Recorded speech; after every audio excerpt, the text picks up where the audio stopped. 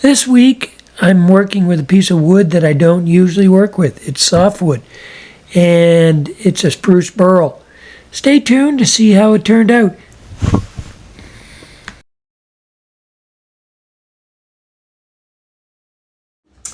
Now I have a burl here. I love burls, but I avoid these. The reason I avoid these is these are softwood. This is spruce. I typically don't turn softwood. Softwood typically doesn't turn as nice as hardwood. I know that maybe seems contrary, but the harder the wood, the better the finish, the easier it turns. This is softwood. One redeeming quality is it's big. It is a burl, so it's two redeeming qualities. So we will turn it, and you'll get to see how it turns out. It's interesting. It is a burl that grew on the side of the tree, but you can see the rings are fairly concentric. There's a little bit of a bark inclusion going on here that may add some nice features to it, but this is going to be 14 inches. I have turned bigger, but this is still pretty good size. So we'll get it over on the bandsaw because I can only turn a maximum of 18, so I'm going to have to cut some of this off, and then we'll get it over on the band. We'll do that on the bandsaw and then get it back on the lathe.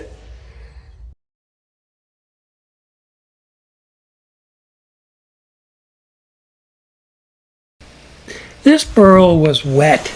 You can probably tell that by the shavings that are coming off. They're large. Typically wet wood's going to give you very long streamer type shavings coming off. And this is wet. It has been cut about a year ago.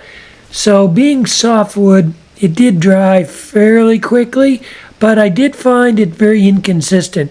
There were areas that were 30%, and then there were areas that were down to 12%. So very inconsistent. So the first thing I'm going to do is just rough it out, get it to shape, and then we'll deal with it from there. This is not going to be live edge. I'm not going to save any of the bark on this, but again, just rough it out. Notice the shavings coming off. Now I am displaying this at 2 times speed, so it is cutting fast, but the playback speed is twice at the actual speed. Out towards the rim, it is jumping around a bit on me, but it's because it's non-continuous. You'll see once I remove it and it gets more round, I'll get a better cut. But you see here there's a section and I'm still not hitting it all. And I do want to get rid of all the bark on this one.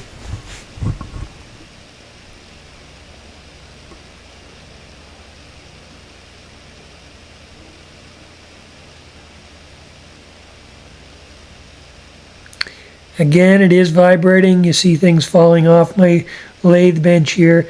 It is shaking a little bit. Not that bad, not as bad as what the camera is showing you, but it is jumping around a little bit, again, just because it's not quite round yet.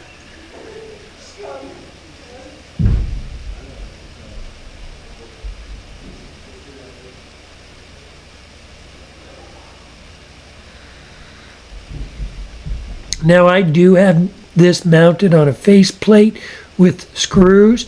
That's why I'm able to remove my tailstock. And here I'm just finishing up my tenon so that I'll be able to reverse it around into my chuck. The bark is pretty well gone now. There is a bark inclusion and a knot. Here I'm just checking the moisture. It was pretty wet at this point. It was actually throwing water. My hand was a little wet. But the moisture meter, again, was saying about 30%. I was a little surprised that it was throwing water. Typically, I wouldn't see that at 30%. Now, I did end up changing my mind. I did not use a tenon. I ended up flattening that out, and I used a glue block. I used, in this case, some 2-part epoxy to glue on a hardwood waste block to the bottom of the bowl in order to turn it. I didn't trust a tenon on this where it was softwood. I thought it would break off too easily. with the outside roughed. Now I'm working on the inside. Again, because it's wet, I am just roughing it out, and I'm going to leave it about 1 inch thick. I want it to be consistent, 1 inch thick, so that it'll dry evenly, and make sure that the bottom is about 1 inch thick. When you're putting something in the kiln to dry, it's important that the thickness is uniform so that the drying itself will be uniform as well. Now I have it turned around and you can see the inside. I'm already starting to see some beautiful patterns here in the wood. Although the grain is a little plain, there is some color to it. The bark inclusion is quite nice. I'm fairly pleased with it. It's a bit nicer than what I expected at this point. Again, I'm just checking for uniformity. Surface quality is not that critical at this point because, again, I'm going to dry it. But what is critical is that the wall thickness is uniform.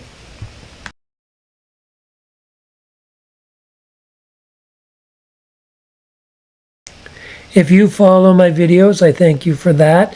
This is a picture of my fridge kiln. You can see here the light source is a light bulb, and I ended up putting that in the kiln for a week. Again, it was very ununiform in its moisture content. Spots that were 30, spots that were, again, around 12. I did put end grain sealer on the whole thing so that it wouldn't dry too quickly. I was a little concerned, being softwood, being very open grain, that it might dry too quickly, which will lead to cracking. So I did seal the whole thing, which would tend to slow it down, and then ended up putting it in the kiln for about a week.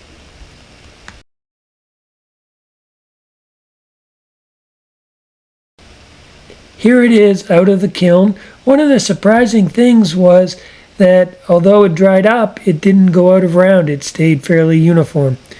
There you can see that bark inclusion along with a branch. Right at the very bottom there was a branch that came out here. Again, a waste block that I two-part epoxied onto the bottom of the bowl. One advantage of using a dried waste block like this is it's not going to go around even when you put it in the kiln since it was already dry.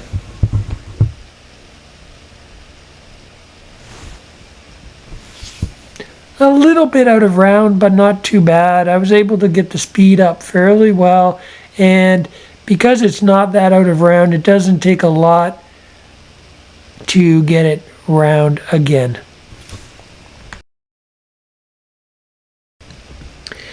I was able to get this round on the outside and ready to shape fairly quickly. I was probably only about 5 minutes shaping the outside of this bowl, and now I'm ready to sand. The surface was pretty smooth. Since I had dried it out, that does give you a better cut surface, and I was able to start at 120 grit. Being a softwood, it does sand fairly easily and fairly quickly, although you do have to be careful that you don't get sanding marks because, again, it does sand easy. Started off with sheets and then switched to power sanding. But one of the things you can see is that being a softwood and a high pitch content wood, it does plug the sandpaper up pretty quickly. Here I just have an abrasive pad that I use to clean my sandpaper with. Now again, I started at about 120 grit and worked my way up to 220. Switching to the inside now. After the 220, I should mention, I'm going to put sanding sealer on the whole thing and then continue to sand from there. Here I like to use my carbide tool just to establish the rim. I am going to make this fairly thin, so it's always a bit easier just to establish that rim with a carbide tool. With a scraper, you can just push it straight in. Once you get the rim established, then it's easy to switch to your bowl gouge because you now have something for the bevel of the bowl gouge to ride up against. Here you can see the inside, and you can see doing a push cut coming down the side walls. You can see there, if you look halfway down the bowl, the amount of material I'm removing in one pass. It's not quite a half an inch, but a strong quarter.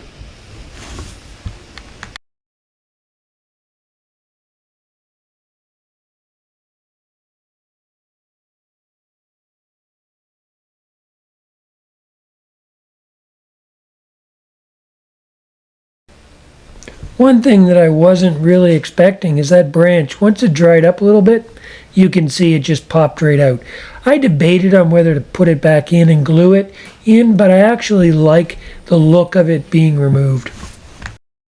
If you follow my channel, you probably realize that I'm a fan of bowls with holes in them, pieces missing on the side, holes like this with the branch missing. Leave a comment, let me know if that's your style. Some people do like a solid bowl, something they can put cereal in. I'm not one of those people. I do like the interest look from having part of the bowl missing. The bowl did end up being less than 1/4 of an inch thick, so one of the things I wanted to do fairly frequently is use my caliper gauges, which you see on the right hand side here, just to measure the uniformity of the wall to make sure that it's consistent all the way down.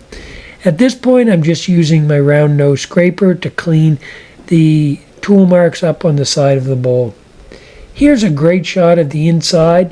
Again, there's quite a bit of coloring in it, more than I expected, and I was fairly pleased with the way it looked.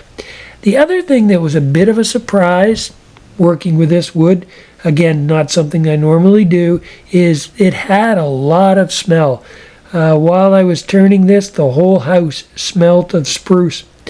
Once I sealed it and put a finish on it, you can't smell it anymore, but when I was working it, it did have a lot of smell.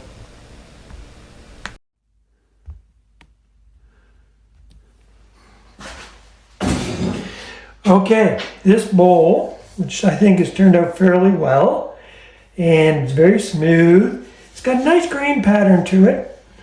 It is a burl, although it is spruce. It's been sanded up to 240, and then sanding sealer applied, which helps seal it plus raise the grain. And then after that dried, sanded up to additional 600 grit and burnished. Burnish, I just run the lathe with some sawdust that I hold up against it, generate some heat to burnish the surface. Now I'm going to apply wipe on poly. The wipe on poly is actually homemade.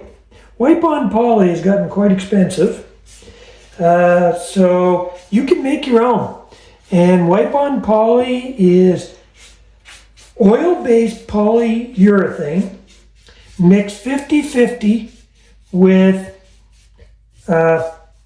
mineral spirits.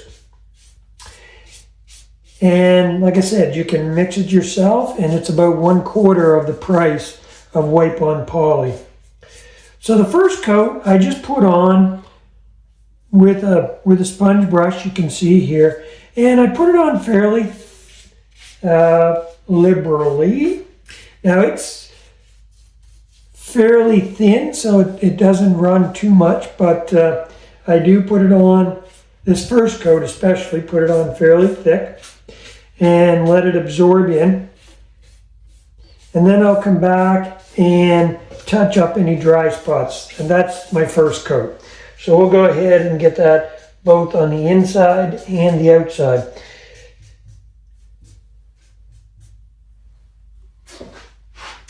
Now, when I'm mixing this wipe on poly up, I mix it up in a small container. So it really should only be what I need for this job, so that I don't have a lot mixed up in advance. I don't want it to dry out. And I also don't want to contaminate a large volume of wipe on poly, possibly by getting any sawdust or anything like that on it.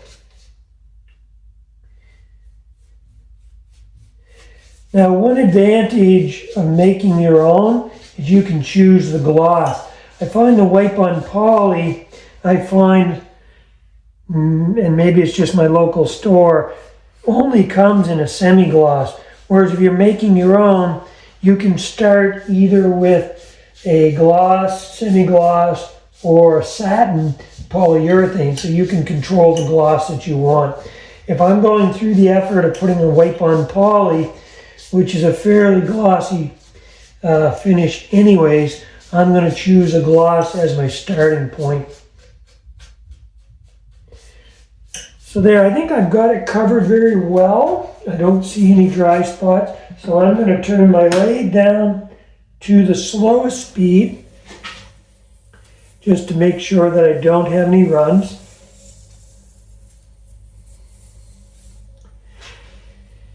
And then we'll let this sit for a little bit, an hour or so, and I'm going to come back. It won't be fully dry, but I'm just coming back to check for dry spots.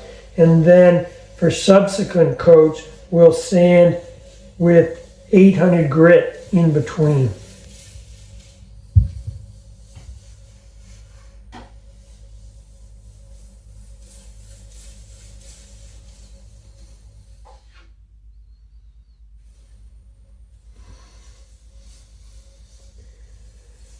That's about the slowest my lathe will go, 50 RPM.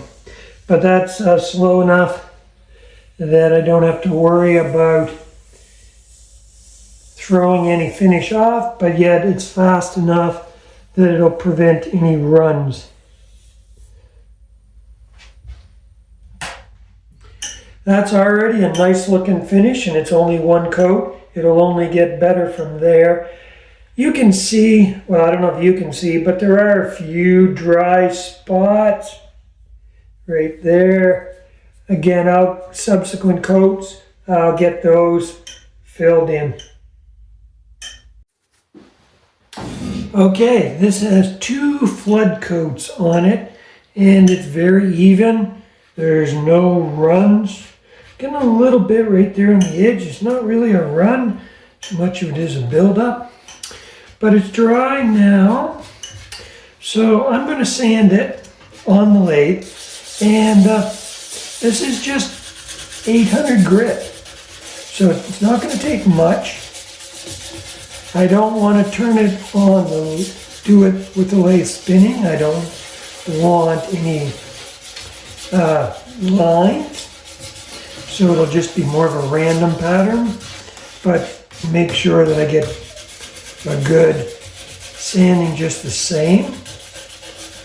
And then I'll put on the 3rd coat. I'll probably do this with a brush as well, just to give it a good, really a good flood coat. And then after that, I'll switch to a blue shop towel. One of the things I do not want to do is I don't want to leave any dust on this. So before I apply the 3rd coat of wipe on poly, I'll give it a wipe down with mineral spirits. But quite pleased with the way that's turning out. It looks really good. For only 2 coats, it's already developing a pretty good gloss. So let me give that a quick wipe down with some mineral spirits. Now this will evaporate very, very quickly, so I don't really have to worry about it. Besides, mineral spirits are what's in the wipe on poly anyways, so if anything, it would just thin out the wipe on poly a little bit, so no concern there. But this will get rid of any residual sawdust from that last sanding that I did, and that was at 600. So certainly wasn't getting into any wood at this point. It was just it would be wipe on poly dust as opposed to sawdust.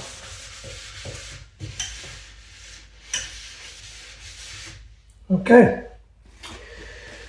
So we'll give it, like I said, we'll give it another coat of the wipe on poly, and then with the brush, and then so this is the third coat.